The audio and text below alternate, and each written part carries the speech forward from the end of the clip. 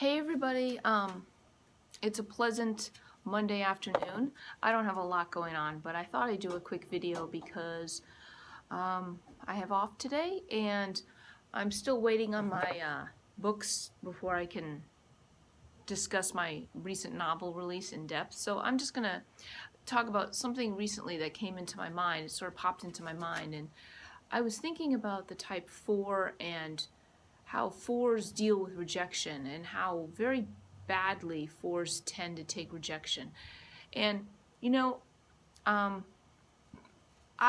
remember, so for the longest time now, I've actually wanted to do this video on narcissism, but I didn't know how to approach it because I don't want to make this video about this person where I'm just like listing about a bunch of bad shit that he did and this and that. But I thought, one of the things that he did was when dealing with his rejection, I found it just not just very hard to take, but it just caused me a great deal of emotional stress. And I was, I've spent the number of years now thinking, why was that?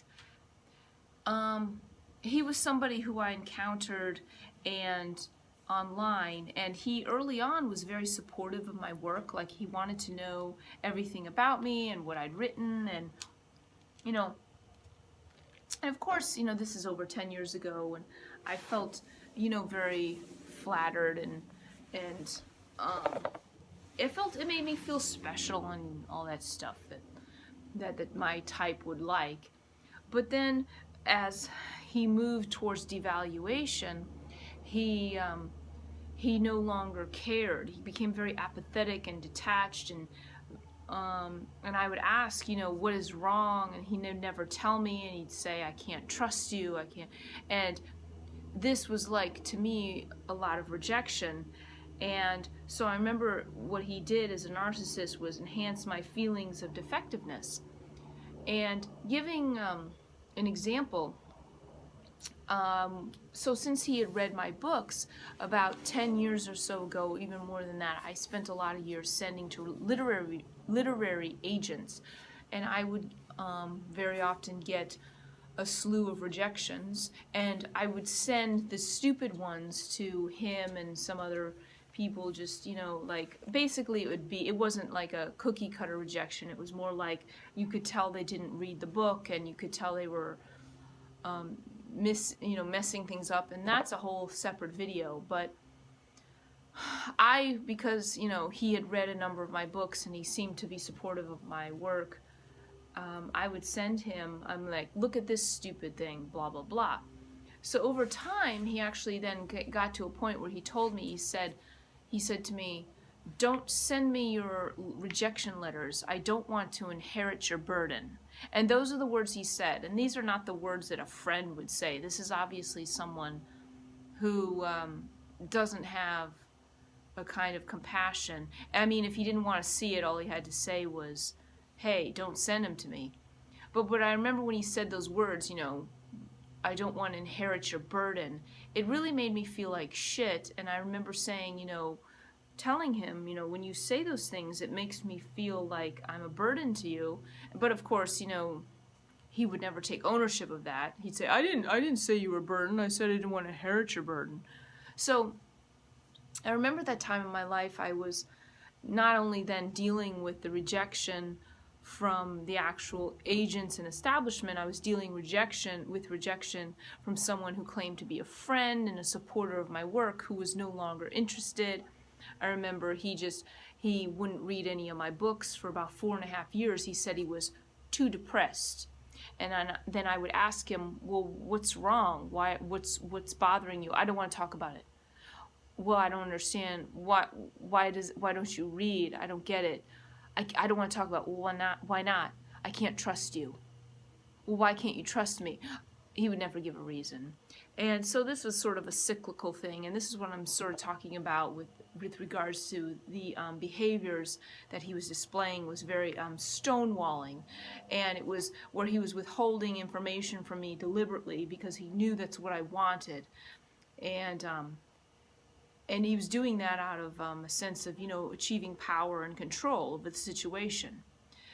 And this, of course, made me feel like crap, because what it did was not only reinforce my feelings of defectiveness. I mean, I remember thinking, why am I not good enough?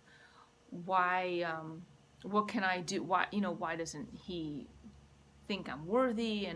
And I was very, the starving artist isn't just about food. It's about attention and recognition. And for a type 4, 4s really want to be understood and to feel special. But to be understood, okay? And when a 4 finds someone that they feel understands them, this is like with a narcissist who's mirroring you.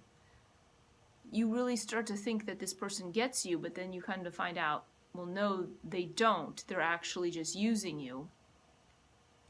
And I took this very badly, and I remember, I couldn't really understand why I took it so badly over, say, other people wouldn't. And I've spent a number of the past years trying to educate myself just on my emotions and why did things impact me so deeply? Why did this situation, why did this rejection impact me so deeply?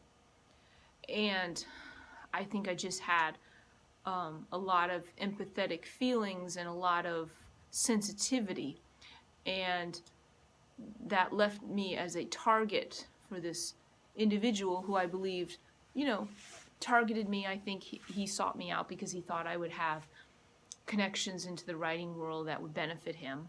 And when he saw actually that I was more vulnerable and had more insecurities, then he realized, I think he lost a lot of respect for me.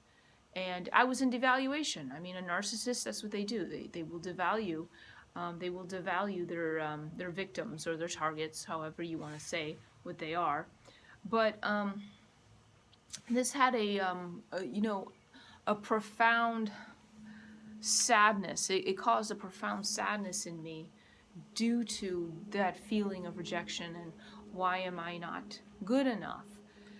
So I haven't known how to address these videos where I talk about the narcissism and dealing with a narcissist and how that can affect somebody who's highly sensitive. On one hand, I didn't want it to turn into a video of just poor me and look what this person did to me, but on the other hand, I wanted to address some of the aspects of what I overlooked. And it wasn't so much that I didn't notice things, but I remember when I would call him out on stuff, he would give me convoluted reasons for why things were the way they were.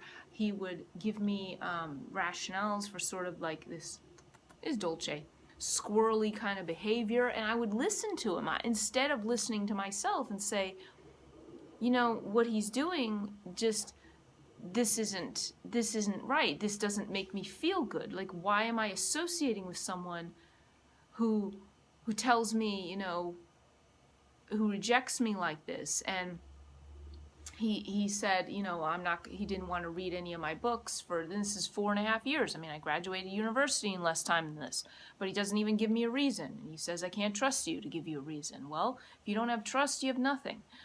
And my fault in that was I didn't listen enough to myself. I didn't walk away and say, well, I don't deserve to feel this way. And instead I internalized that rejection. And I came to believe that, like, maybe my talent wasn't worth much. Uh-oh, there's another kitten. Come here, yeah. Because the person who, a person in my life, this person who was at one time supportive, was now no longer.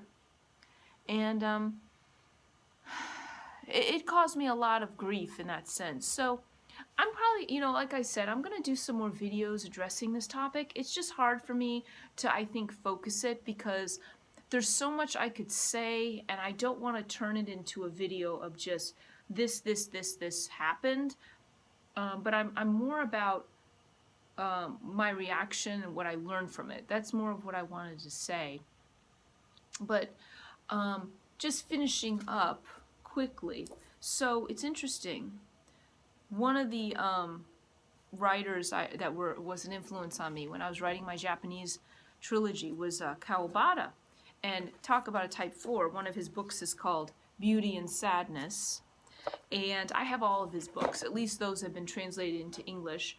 And The Sound of the Mountain was made into a film directed by Mikio Narusa.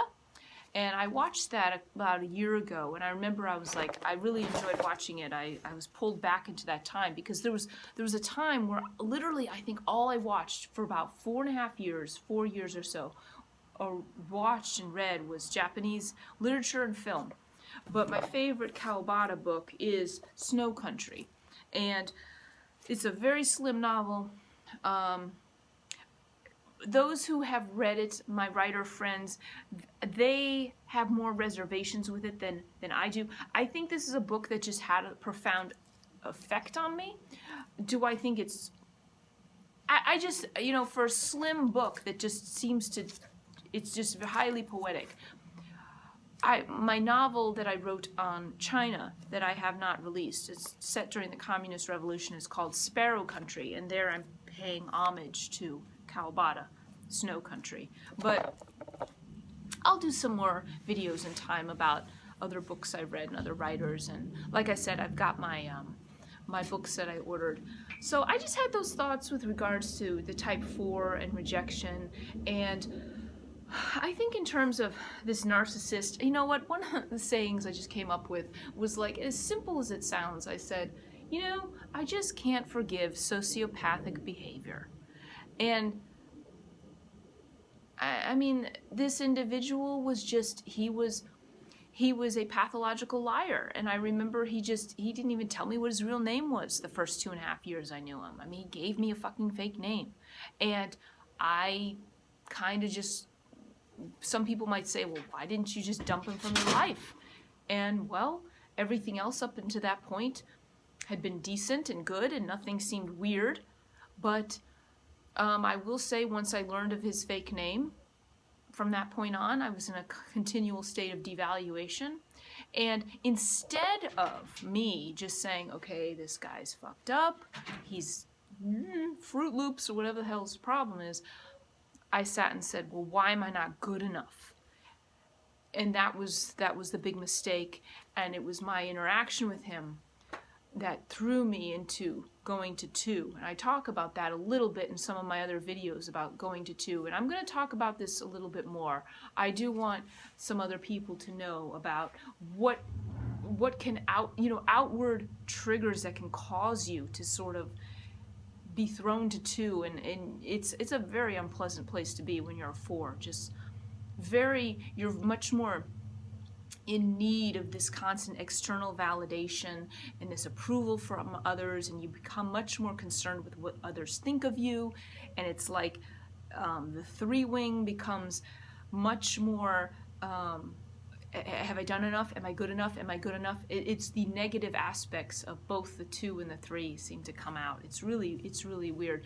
Versus when integrated, much more comfortable in my own self, much more objective, and I'm just like, take me or leave me. I don't care, So those are just some of my thoughts. I don't have much going on. It's actually a really nice day, and I'll have more discussing my recent book. I think I'm going to put that link again below, but you can visit my my book page. But I appreciate everyone who's listening. I hope you're having a pleasant day, and I think that's all I have to say for right now. I'll have more to say in the future, but I think that's it for now. So have a pleasant rest of your day. Thank you.